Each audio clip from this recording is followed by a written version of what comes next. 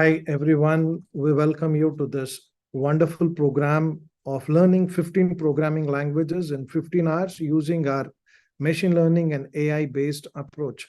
We are very happy to see you all. This 1.5 hour approximate video is to give you an idea what and how we would be training the students. This video is actually not meant for students. This is meant for lecturers, trainers, and other faculty or the decision-making people who can assess our approach, at least to get an idea of what our approach is. Because when we reach colleges, when we reach the correspondents, the directors, the HODs, the placement officers, the trainers, then it's really tough for us to explain, what is our approach, how in 15 hours we can explain 15 different languages, or how are we actually going to train 15 programming languages? Because in the academics, they're given hundreds of hours to do that. And in just 15 hours, how we would exactly do that? So this is a very, a holistic view, we can say, which gives you an idea how we would be training the students. Fine. And even at the end of this video, which goes for about 1.5 hours, it's a part 1, part 2 video put together. Fine. Overall, in a span of 90 minutes, you can see how a student without any idea reaches a stage where they can start writing object-oriented programs, irrespective whether it's C++ or Java or C# or Apex or Ruby or Swift or Kotlin, whatever it is, they'll be able to do that. So that's the supporting material what we have. That's the crust what we have created. Yeah. And we thank you all for giving us a wonderful opportunity to expose this wonderful approach to you all. Fine.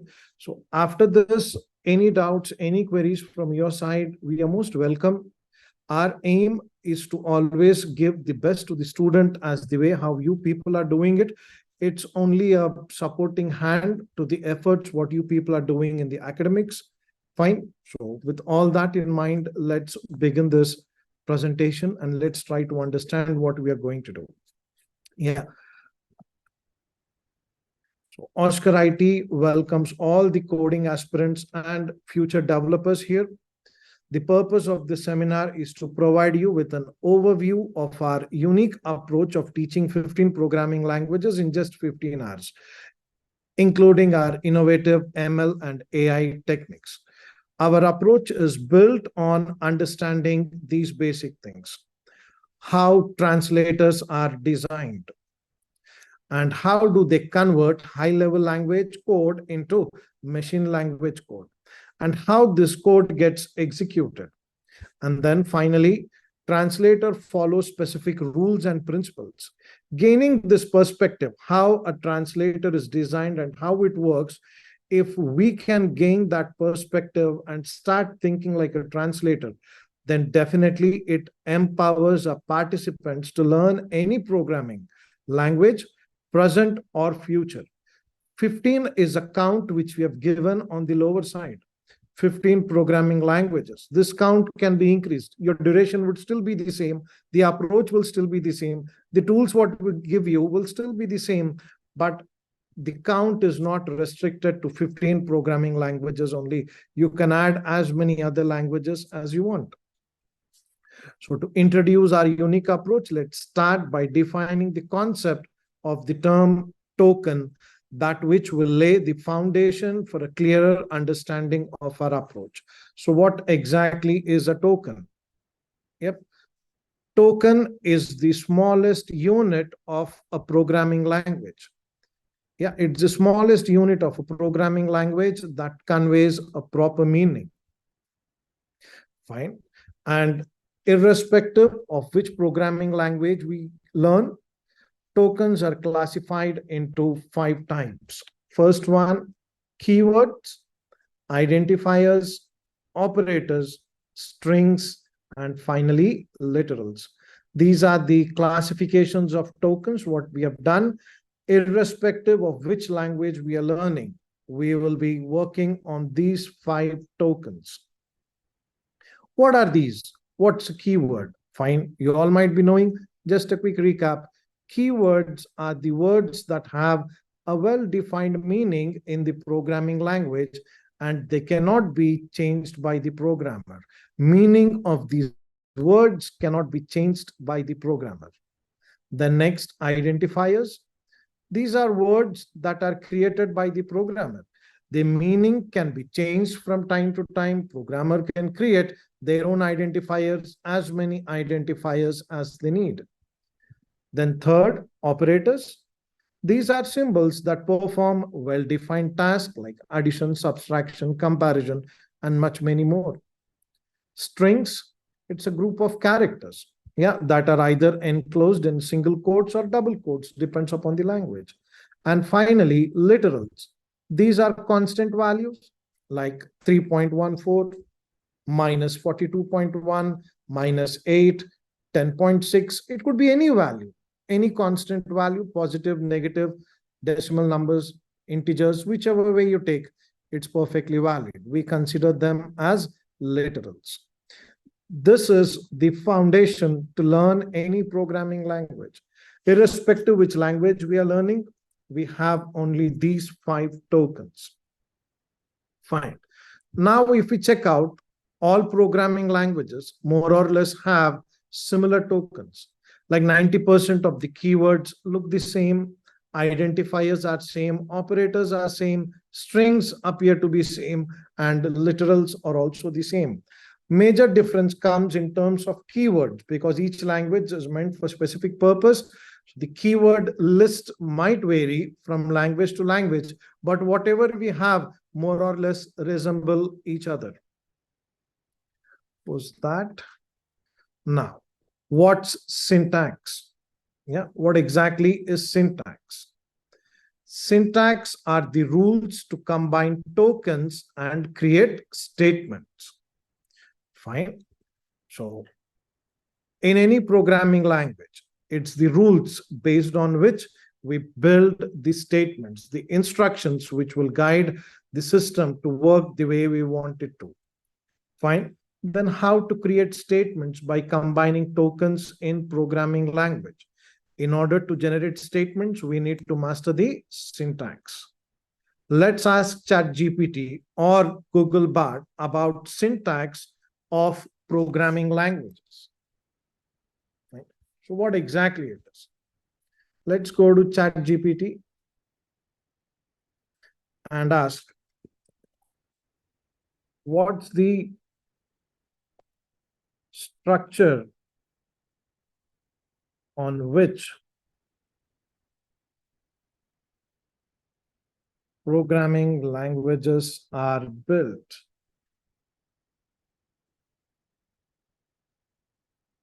Yeah. So let's check what ChatGPT has to answer.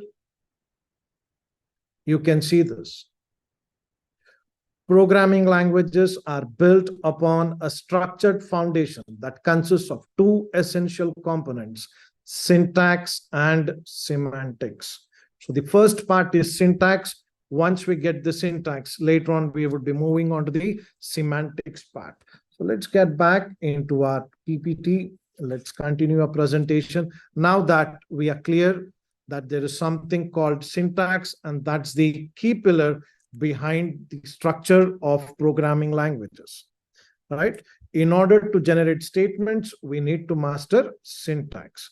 We have developed a universal approach that aligns with the syntax of multiple programming languages, enabling us to apply a single methodology across all these languages.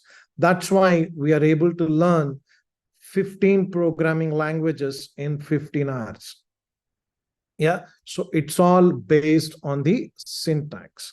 Find Google Bard or ChatGPT, whichever you ask, you would be getting the same answer. Fine, so you can just check about it. Now, our approach of learning programming, what exactly it is.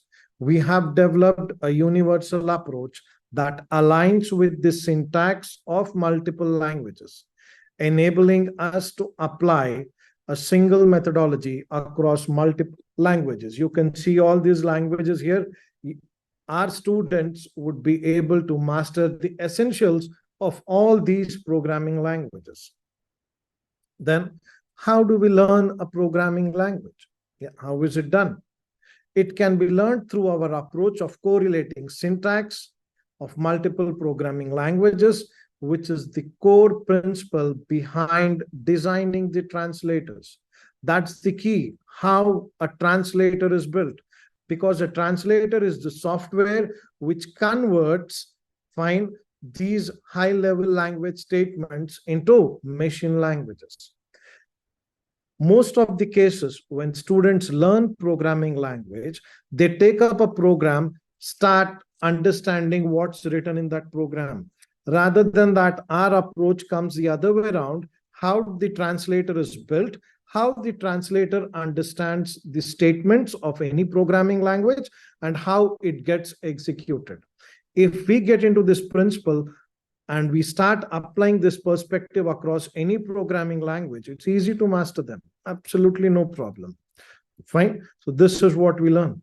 How the translator understands token, how the tokens are combined through syntax to generate statements, and how do we go further from here. Fine. So what statements in programming language do we have? What are these statements? Statements are like instructions given to the system. Then how many types of statements do we have? Most of them say there are hundreds of statements. No. These are hundreds of lines of code, not statements. Statements can be classified into 5 types, which are these: memory statements, arithmetic logical statements, input statement, output statements, and control statements. These are the 5 types of statements which we have across all programming languages. Max to max, they have these 5. Why only 5? Why not more? Yeah, because that's based upon the architecture of computer. This is the block diagram of computer, the architecture of computer, which we have been learning over the decades. This is what it consists of. If my program is going to make the hardware to work, then the hardware has only 5 peripherals. CPU, which internally comprises of control unit, arithmetic logical unit, and control unit. Apart from these 3, we have the input and output unit. So these are the 5 peripherals which we have. And every statement will make only these to work. So if I have only 5 peripherals, then definitely I would be having only 5 statements. There's no 6th statement to work with the 6th peripheral on a computer system. Fine. So let's begin with the statements. Let's try to understand memory statement. What exactly is memory? Memory is the ability to store and retrieve when and where it's needed. Fine. So what's the unit of memory in computer? It's bit. Bit stands for binary digit, and it indicates either 0 or 1. Why do we need a memory statement? Memory is the ability to store. But why do we need a memory statement? We need memory statement to allocate space. We need that memory space to store something and to retrieve. For that, we need to write a memory statement, and the semantics of that. Yeah, the meaning is we are requesting memory space from the system. So which is used to store and retrieve data. Yeah, then how do I write it? Because I'm requesting the system, then how do I request? I have to write it in a high-level language, which is understood by the system, which is understandable by the system. Then this is how we need to write it. Syntax, rules to create statement by combining tokens. What's this? What are the tokens used here? What's the syntax of the statement? We have data type, name. Data type generally is a keyword, name is identifier. This is the structure, the skeleton system behind it. All memory statements revolve around this particular syntax, data type, name. Now, keywords. Already we have discussed keywords are words which are defined in the language. They have a well-defined meaning. And as a developer, we cannot change those meanings. And identifier are words created by developers, programmers, and their meaning can change from time to time. We're already familiar with them. Now let's look into the implementation of the keywords in the form of data types. Irrespective, again, of which programming language we use, data types are broadly classified into 4 types: number, numerical values, strings, character-based values and symbols, Boolean values, and finally, void. Boolean is for true and false, void is to indicate nothing. There could be categories and subcategories of these data types, but the broad classification is only with respect to these 4. Fine. Numeric data types, again, we have them in floating point and integers. Again, they have their own capability, the width to store the value in forms of decimal, double, and again, integers in the form of integers and long values. Like, for example, if I have a PIN code salary to be stored, integer would be good enough. But if I have to store a bank account number, 10-digit long Aadhaar card numbers, then definitely we go with a value like long, so that the memory space can accommodate such a value. So memory statements are to request memory spaces in which we can store and retrieve the data that we need.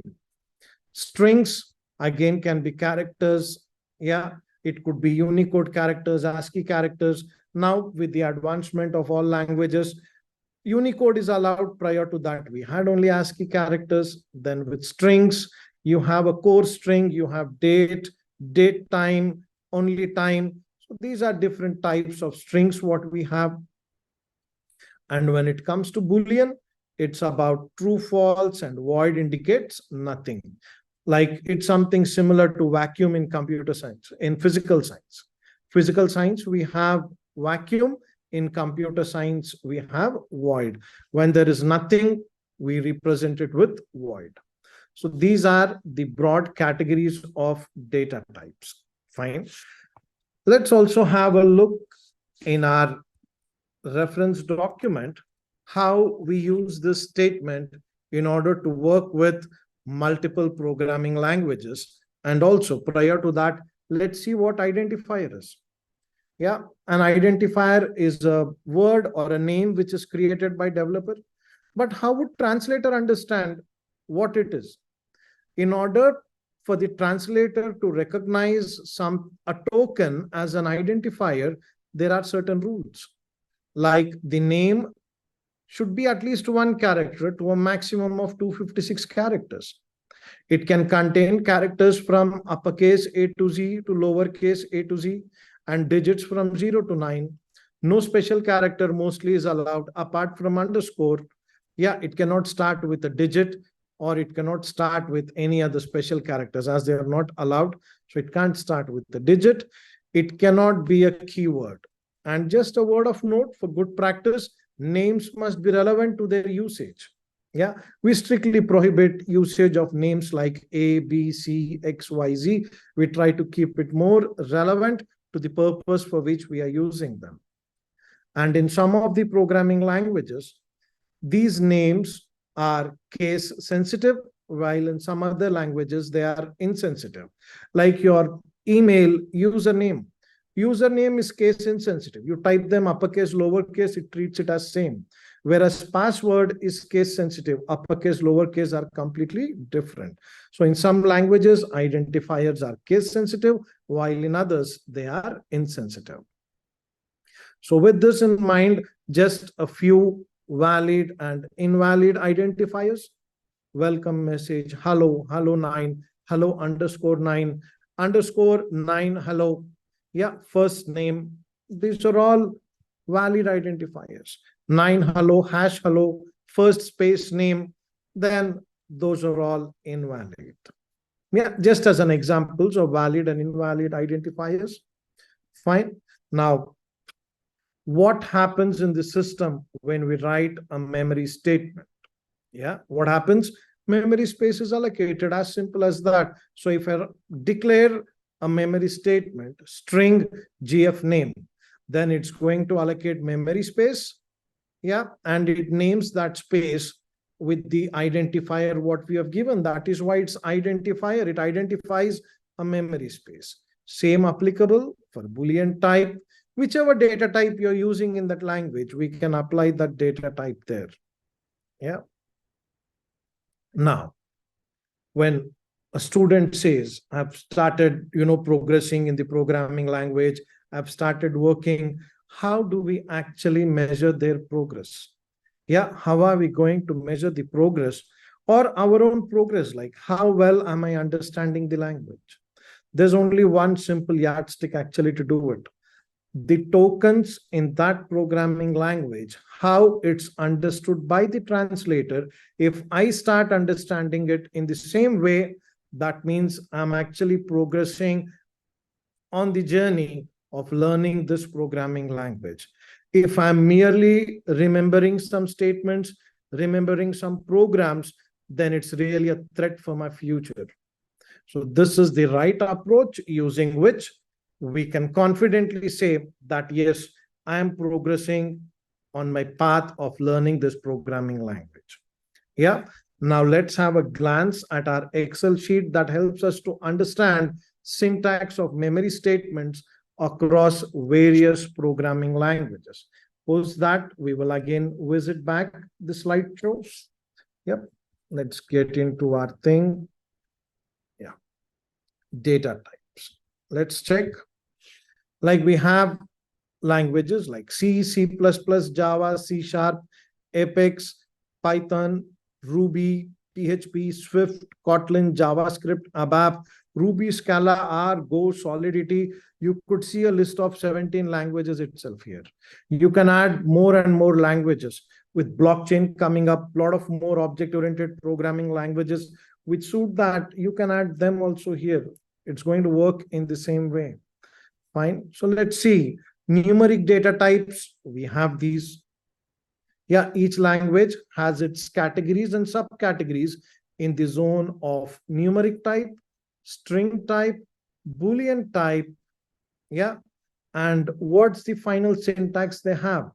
In language like C, C++, Java, C Sharp, Apex, we write it as data type name.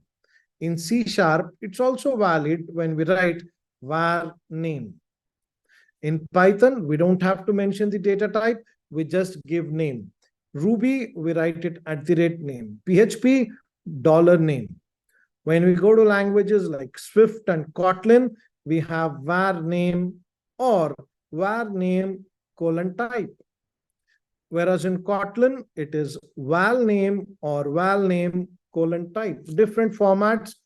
So the core skeleton system still remains the same. The data type and a name. It works around them. In JavaScript, it's var name. In some other flavors of JavaScript, you just write name. That's still good enough. When it comes to language like ABAP, the proprietary language of SAP, it's data name type T, whichever type is supported, you put that. Ruby is just name. Scala is var name, R name. Golang, it's var name data type. Solidity, it's data type name. And here, this language Apex, some of them might be not familiar with it. It's the proprietary language of Salesforce technology.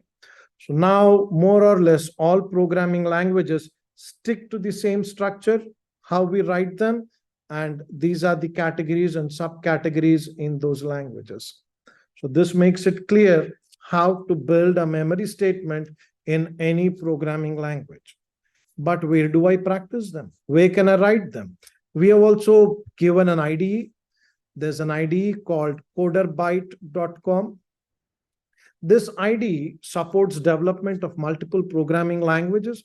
You can type all these statements based on the syntax into this IDE. It becomes quite easy. Yep, it's very easy to learn and practice in this IDE, which is the, I think there's some issue with the IDE. I've just clicked it. I've refreshed it. Let's see, it opens up. Yep, Coderbyte. You see what all languages we can practice. C, C++, C Sharp, Clojure, Dart, Exceler, Golang, Java, JavaScript, Kotlin, PHP, Python, R, Ruby, Scala, Swift, TypeScript. Plenty of more also would be supported down the line. And you could as well use W3 schools. Even there also multiple programming language coding is supported. You can use any of them, but this is a single page where you can write programs in any language. Fine. So you can choose suppose C++ here or C or C++, whichever you would like to, and start writing memory statements. Yeah, it's as simple as that. Okay, let's get back to our slideshow. Yeah, now that we have concluded about memory statements, how to build memory statements in any language. We know the structure, we know the data types and their subcategories. Using that, you can start writing memory statement. But where exactly to write, how to put it, task-based, also we will explore down the line. Yep, let's get on to the slideshow. Yeah, this is what we just completed. Move ahead. Now, the second type of statement, arithmetic logical statements. These are built out of operators. Yeah, in statements, we have done memory. Now we are into arithmetic and logical. These are used for performing loading and processing of data. These are created through operators. No operators, no arithmetic logical statements. And operators are symbols that perform a well-defined task. Yes. Then how many types of operators do we have? So we come up with wide variety of operators, but by nature, like how they behave, how they work, from translator point of view, there are only three types. Unary, that works only with one value. Binary, that works with two values. Ternary, that works with three parts. So three values you can take. Yeah. So how to create arithmetic logical statements? What is the syntax? Very simple syntax. If I am going to build an arithmetic logical statement using unary operator, then the syntax is operator value or value operator. Example, you can see 5 factorial. 5 is the value, then the factorial operator. Binary operator, simple, value 1, operator value 2, as it works with two values. Example, 12 plus 6. Ternary has three parts, part 1, question mark, part 2, colon, part 3. Some other languages support additional ternary operators, nothing wrong. We shall be discussing them as well later in detail. But this is what we have. Yep, the three types of operators by nature. As every operator performs a task, based on the task it performs, we classify them into 9 types. First of them is the assignment operator, which loads. We read it as load with. Most of them read it as equal to. No, the moment you read it as equals to, then you're giving a wrong meaning to that token. That's semantics, isn't it? A token is associated with syntax and semantics. If I don't get the exact meaning of it, how am I going to use it? So here it becomes more important if we read that symbol as load with. If we read, whenever the operator comes, we interpret it as load with. And what does it do? Left-hand side memory space will be loaded with right-hand side value. I repeat, left-hand side memory space is loaded with right-hand side value. So now we take up a memory space. How to get a memory space? Write the memory statement, data type, name, integer, age. Then we get a memory space that's identified by the name age. And now we want to load that memory space with a value 18. So read the line this way, age load with 18. That's how we read it. Then as a result of that, 18 gets loaded into the memory space that's identified with the name age. 18 gets loaded. Similarly, decimal pi, memory space is allocated. Yeah, pi gets loaded with 3.14. This is how it works. So that's about assignment operator. Let's check Excel sheet for more about loading values in other languages. Based upon task performed, we have classified them into 9 types, but as of now, we restrict our discussion only to this assignment operator. The remaining 8 will be elaborated in our course. We have our own way of explaining them, but we will do that in the course. Yeah, because now with the essential features, we want to come to a stage where, by the end, the participant would be able to write programs in different languages. So not wide varieties of programs, but basic programs they should be able to write, isn't it? So that's the reason why we are not focusing on the remaining operators. We'll keep it simple. We want to work only with assignment operator. Fine. And we'll move on to our Excel sheet to check how the operators work. Yeah. So assignment operator more or less is same in all the languages. Apart from R, all remaining languages, the symbol used is same. Yeah, we do have all other operators, but we are restricting ourselves only to the given operator, that's assignment. Apart from R, everywhere it looks the same. And it's read as load with. That's all. Yeah. Let's move back. Let's continue with the next statement. We are done with memory. We know one basic thing, one operator in our arithmetic and logical statements. Let's move on with the next statement, that's output statement. We haven't covered input statements because, as I mentioned, we will focus only on the essentials. Find an output statement. What are they meant to do? They display content to the user. And the content can be classified into three types: only message, only value, and a combination of value and message. They can be in any combinations. Message, value, value, message, in any permutation and combinations are perfectly valid.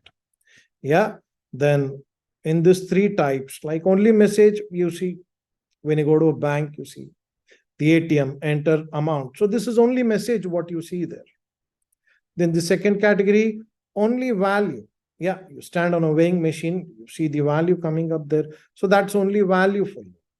And third is a combination of message and value. If you look into a scoreboard, name of the player, run scored, number of balls faced, fours, sixes, total, strike rate, then it's a combination of message and value. So you get both. Yeah, so it's a combination of both. When we want to display a message, this is where the token string comes into the picture. Whichever way we build a string in that language will be used to build message, and this message will be written as it is on the display unit. This message appears on the display unit. Only value, then you mark name of the memory space, then the name of the memory space will fetch the value from the memory space, and you get to see that. Combination of value and message. Yep, you combine message with values, you put them together, then whatever you want is displayed. Your account balance is 93873.73. Yeah, it's a combination of message and value. Each language has its own way of combining. Yeah, the concatenation part. In some languages, it is the plus symbol. In some languages, it is a left arrow. In some languages, it's a comma. So whatever is the concatenation for the output, we will use that symbol there to get our job done. Yep. This is how it works. Now, just what have we done? We know memory statement.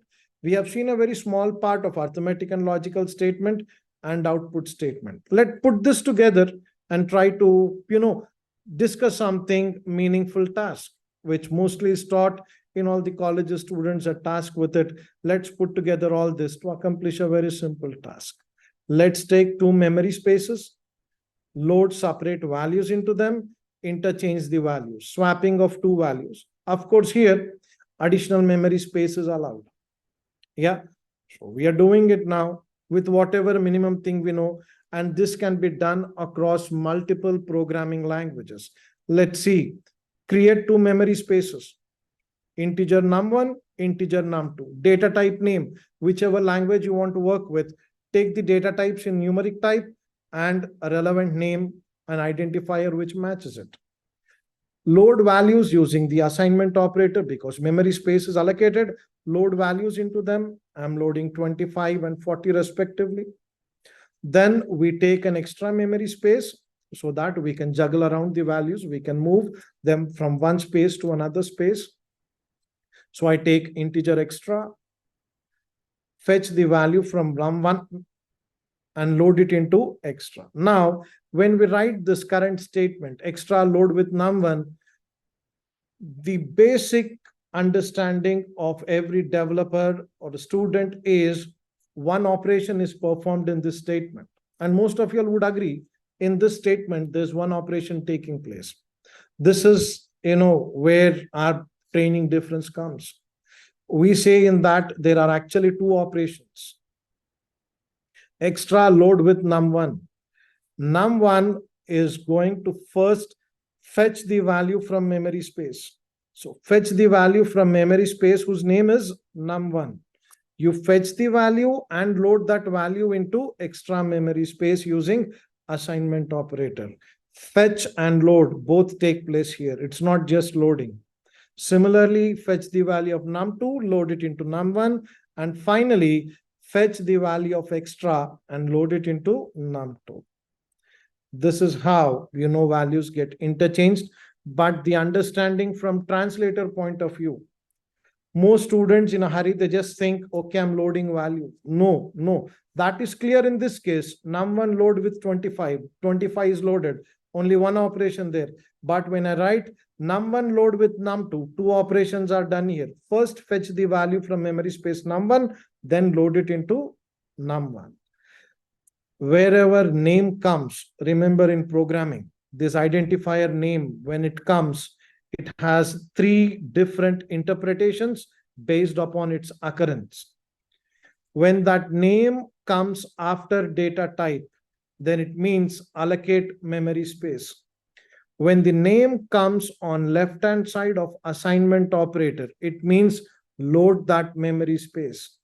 Apart from these two occurrences, anywhere else in the program, name occurs, that means fetch the value from the memory space.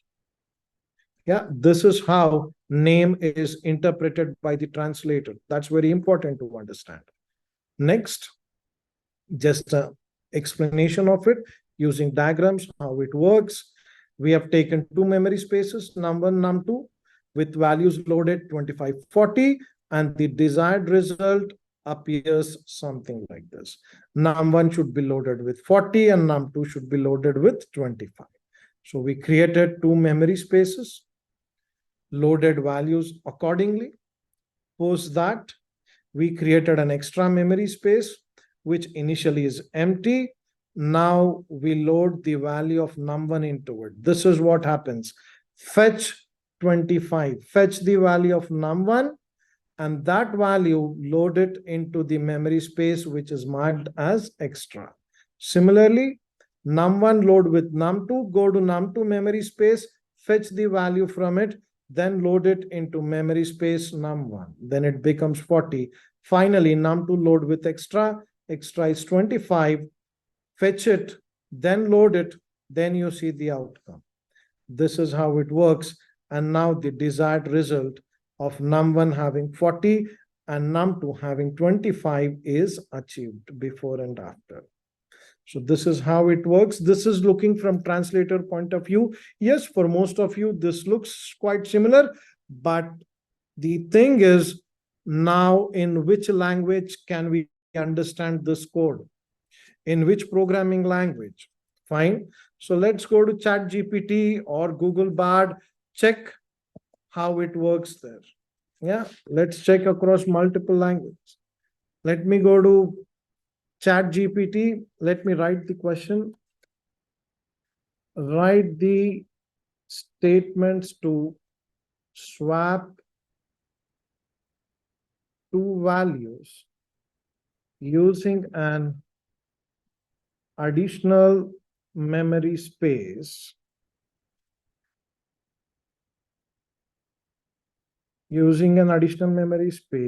in C language. Yep, it's a request from my side. I'm sending a request to the ChatGPT. Let's see what code it builds. Yeah, it writes some code, perfectly valid, but due to the screen display issues, we might not be able to view it. Okay, let's get into A Google Doc pastes that code. Now, the statements int value 1, comma, value 2, temp, data type name, 3 memory spaces are created. Yeah, printf, this is the output statement what we have. If you refer back to our Excel, yeah, if you refer back to our Excel, we have input output statements here across multiple programming languages. C, C++, Java, C Sharp, Python, whichever language you pick, you have the output statements using this. Like earlier we have seen in output, there are 3 types of outputs. Yeah, you can put them here. So printf, scanf is input. We didn't discuss anything about it. You can hard code values into it. Yeah, or you can ask ChatGPT, in fact, to do it in a different way. Let's edit. Write statements to swap 2 values, 10 and 35, using additional memory space. So rather than getting into the input statement, now we are directly assigning the values and asking it to do, just to overlook the input statement part. Otherwise, it is still the same, absolutely no problem. Now, any student with the current knowledge what they have will be able to understand. Data type name, assignment will load. Data type name will load. Temp is the additional memory space. Now printf, message before swapping. Printf, A and B values, they are concatenated with comma. Yeah. Now the swapping logic takes place. Then after swapping, again, we are printing the results. So quite easy to understand for anyone. Now, same way, I'll change the question. Instead of C, I'll mark C++ here. Instead of C, I'm taking C++. Certainly, it will generate the code. I'll copy the code, put it back into the document for our understanding. Now the same syntax, data type, name, load, data type, name, load, create memory space, load with value. Here output is through cout, double quotes, whatever is there is printed as it is. Then it is printing value, message, then the value of value 1, then the message value 2, and the value of value 2. Then the interchanging take place, then the output comes. Yeah. Similarly, I can change this to, instead of C++, let me change it to, yeah. We'll go to a language, Swift, which most of us might not be familiar with, because those were at least familiar languages. Now we will jump into an unknown zone. And now let's see how many of us can understand. Var val1, var val2, we have already discussed. Yeah, how is memory space created? How is the memory space created? Memory space comes this way. Data types, what is the syntax in Swift? Var name. Instead of data type name, it is var name. Now your understanding is quite easy. Get back to the document. Assignment operator will load 2 memory spaces loaded with values. Another syntax, var temp :int. That's also a syntax which we discussed. It supports var name :type. Yeah, that's also supported. Cool. Then we have the syntax is covered, memory allocated, value swapped. We know the logic. Now you can see print is used for output. Whatever is in double quotes is a message. It will be printed as it is. The next 2 statements, we are printing message value 1. Within that, we are fetching the value. To fetch that, we put it in brackets with that backward slash, and then you get the result of it. Yeah, so any programming language. Now, Swift is something which we're completely unfamiliar, but still, with half an hour of discussion, I'm now, able to understand a Swift program. Why only Swift? I can change this to Kotlin.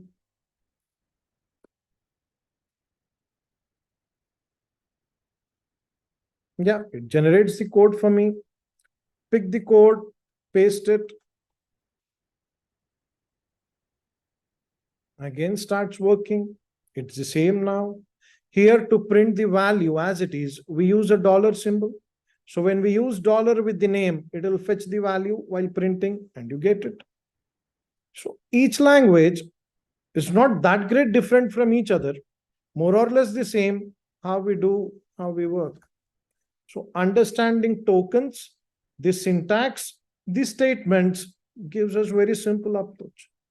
So within no time, we are able to switch across multiple languages. You have seen, we have written it in C, C++, we have written it in Swift, Kotlin, so known language, unknown language. Let me give Python now, because the most trending thing.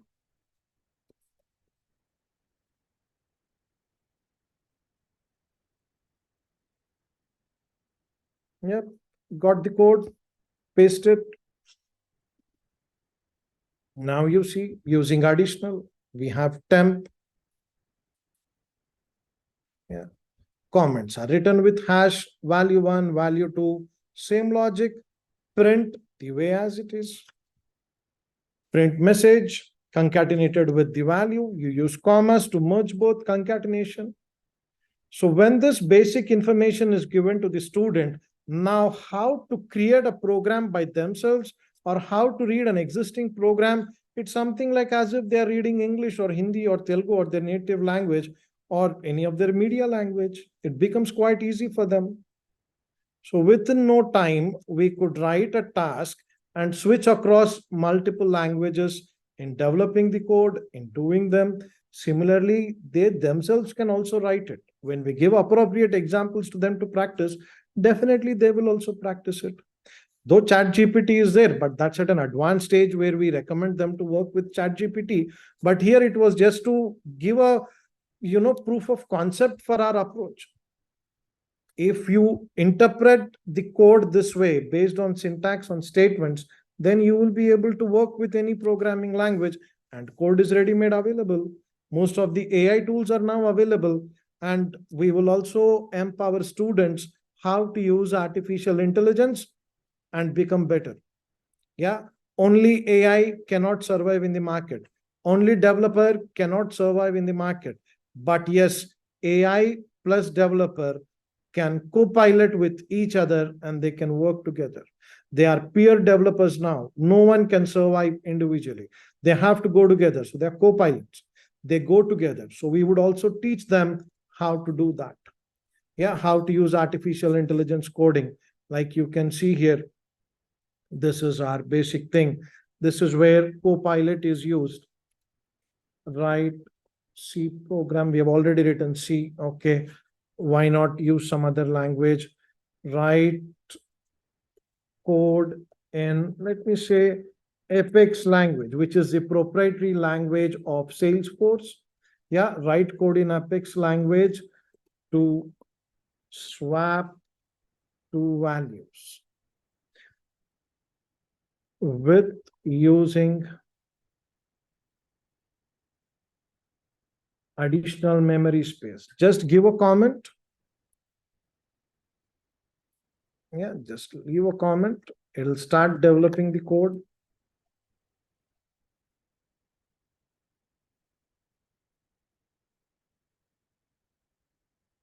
It's taking the same. Let me drop this out again. Move up, build using extra memory space.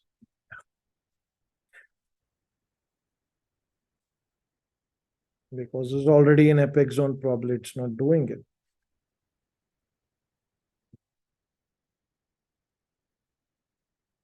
Yeah, you can find it now. It has defined that code, of course, by using additional memory space. It has built it without using additional space, but that's still fine.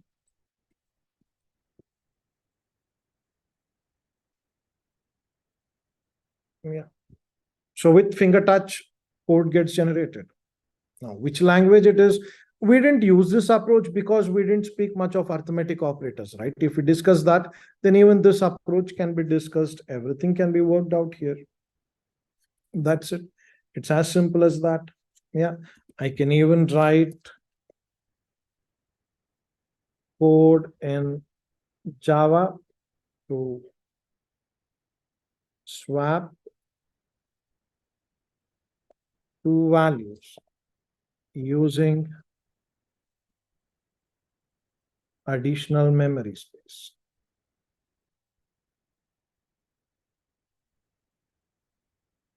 Still building it in Apex.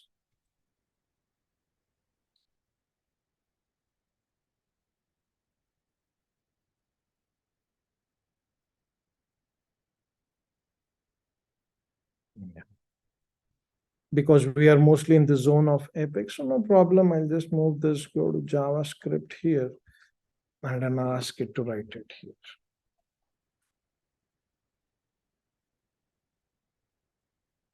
Write code in Java to swap two values with using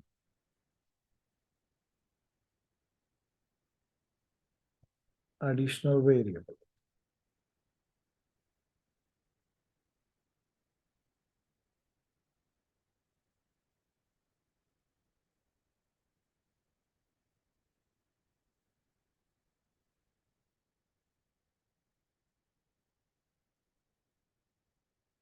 It's assuming we are building some question paper for the students because we're retyping the questions most of the time. So it's assuming we are going to build that.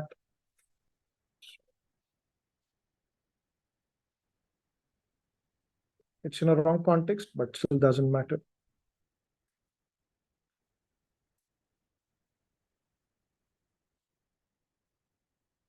Yeah.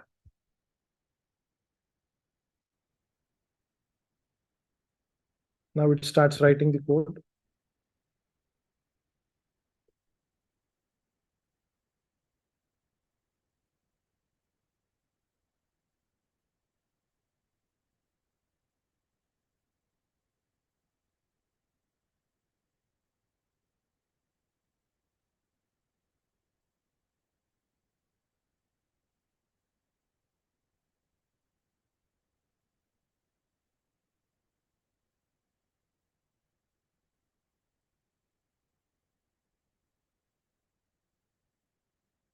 Yep. So simple, whichever language it is, it will start generating the code. So this is by using Copilot actually. Generally, when it is in screen sharing mode, it doesn't show it that effectively. But otherwise, it builds as much code as we want, and very complex code it can build in hardly any time. Yeah. So it has given the values, and let's say, and print the result. Isn't we didn't ask it to print the result, so it didn't do that job. So it was just interchanging the values. Okay, let's go next. Just by hitting tab, we are confirming that, okay, the statement is fine with us. So tab is a confirmation to it. That's it.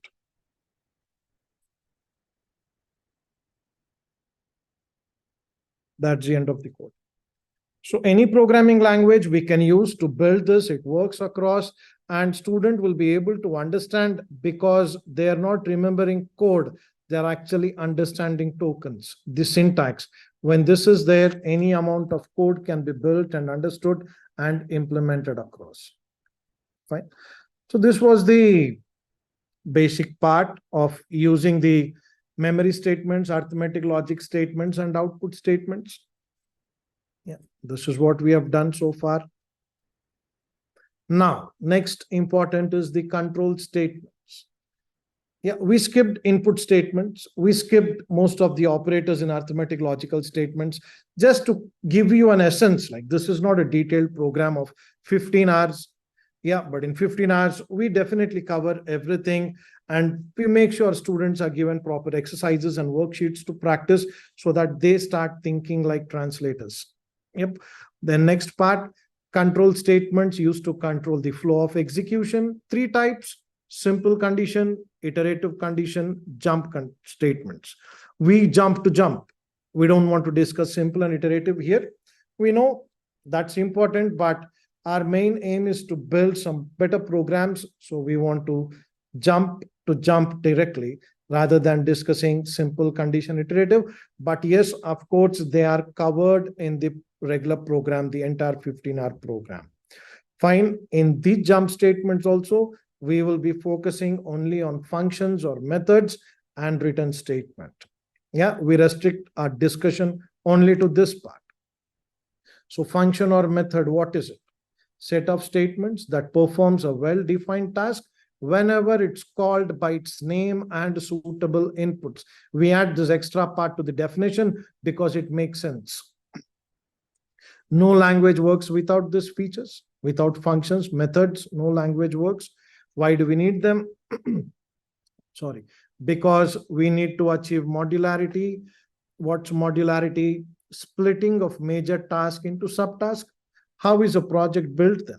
We split entire thing into sub-modules and develop it. Same way, the Google Sheet, what we were working, has file, edit, view, all these. So we have split the entire document into sub-features and again sub-features so that developing becomes easy. That's how it works. Yep. Then reusability of code. That's the other reason why we have functions. Read all button, back buttons, isn't it? Same task again and again we have to do. Why write again and again? Use a function and make use of them in order to redo the same task again and again. Third, generally you don't find it again in most of the documents or books referred here and there. It's to overcome limitations of operators. Operators are unary, binary, ternary. We discussed it. But what if you're trying to calculate least common multiple for 4 digits, 5 numbers, 6 numbers? Operators work only for 1, 2, and 3. What about more? Fine. Operators are represented by symbols. Do we have all the symbols? Can I type all the symbols? Yeah, not possible, isn't it? How can I type square root symbol? How can I type 6 power 4? I can't type them. Then we use operators, isn't it? Sorry, we use functions instead of operators. They are operators, but we don't have symbols for them. Hence, we use functions to achieve them. And then similarly, every operator results in only one value. There are operations that result in more than one value, like square root of 49 plus minus 7, isn't it? So functions can result more than one value. That is also possible. Then how do we write it? You might be familiar. Method definition has 2 parts. We have to define a function. Then if we have to define a function or a method, it has 2 parts, the header and the body. Header again has 3 parts. It's return type, method name, list and sequence of input declarations separated by commas, enclosed in parentheses. And body, your flower braces, the delimiters, and set of statements that perform a well-defined task. So what exactly the method or function has to do, that's prescribed within the body of it. We make that happen within the body and then return the results. Cool, then this is what we write. These are the parts. Using this methodology, we can understand functions or methods across any programming language. Each token, if you segregate it, and when you clearly read it, return type. What is return type? Yeah, this is how you write it, isn't it? What is that return type? Return type, yeah, if you can check, return type is a data type, isn't it? Data type of the value which we are returning. Method name is a name. So you read it, data type name. Again in parentheses, each input, data type name, data type name. So what exactly am I writing in the header part? Just data type name, which is syntax of my memory statement. It makes it pretty clear. This is memory statement. And then body, yeah, set of statements. So earlier what we have discussed, swapping of values, where were those statements defined? Within the body, isn't it? That's how our C++ code originated earlier. Even the Apex code got originated that way. Yeah, that's how code originates for us. We put all those statements within functions, and now you can see those functions. And how does it work? Every function should have a calling point and a definition point.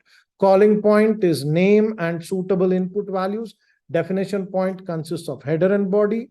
When control reaches calling point, it jumps to definition point. Yeah. Then values from calling point, that's very important. Values from calling point will be loaded into header of the definition point in the sequence left to right. Then body gets executed, control comes back. Once if all statements are done or written statement is executed, then control comes back. Finally, calling point will be replaced by returned value. Yep, this is how it works. Fine. So this is about function. Now that we have seen the functionality of functions or methods, let's look into our Excel sheet and check out how this works same across multiple languages. Yeah, how we can reuse this concept of coding in different programming languages, right? How the function thing works. So let's switch to our Excel sheet.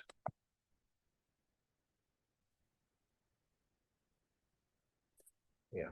So now we can view here like how definition point and calling point of multiple languages are defined. C language, return type, function name, data type name, list and sequence of input parameters, and then its body, set of statements to perform well-defined task. Same is the syntax for C++, same more or less for C#. Yeah, instead of function name, we call it method name. Apex is also same. When it comes to Python, we just write def keyword, then function name, list and sequence of declarations, no data types, only names, N1, N2, and then your colon, then you write your body, whatever comes there. So this more or less replicates from our or resembles from our memory statement. How we write memory statement in those respective languages. The same syntax is applicable when we write the header of functions or methods across any programming language. The same syntax replicates there. Yeah, whether it comes to PHP, Swift. Yeah, we use the word func here. From function, we extract the first 4 letters and write func. Then function name, list and sequence of parameters, name, colon type, name, colon type. Similarly, when it comes to Kotlin, instead of func, we just restrict ourselves to function name, in one. Same, rest all same. So JavaScript, function name.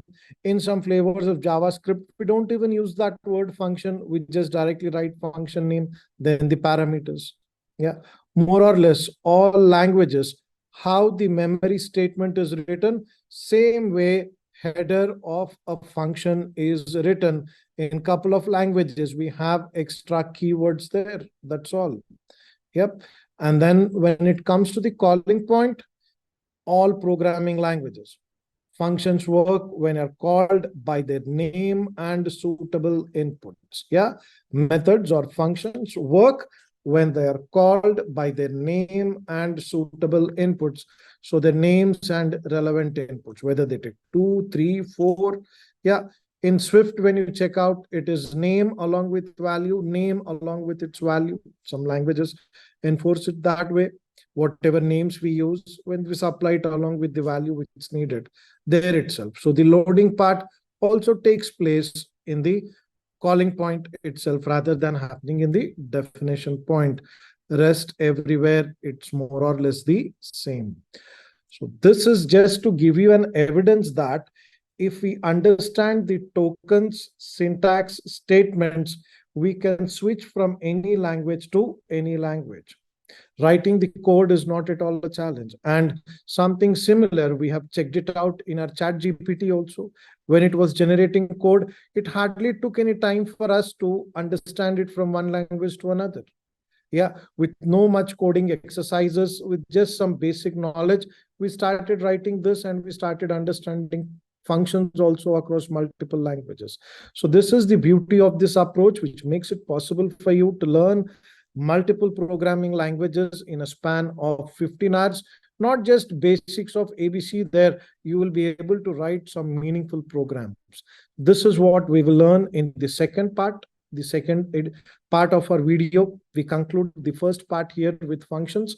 In the second part, we take up object-oriented programming, and we will build object-oriented programs similarly in multiple languages and try to understand them using the same approach. Yeah. Hope you all had a good time. Any queries, any doubts, please reach us. If any ambiguity, any confusion, or any further clarification needed, we are always available for you. Yep. Thank you, everyone. Thanks for sparing your time listening to our video. We are open for your feedback, for your suggestions, and anything from your side. We are looking forward. Yep. Thank you.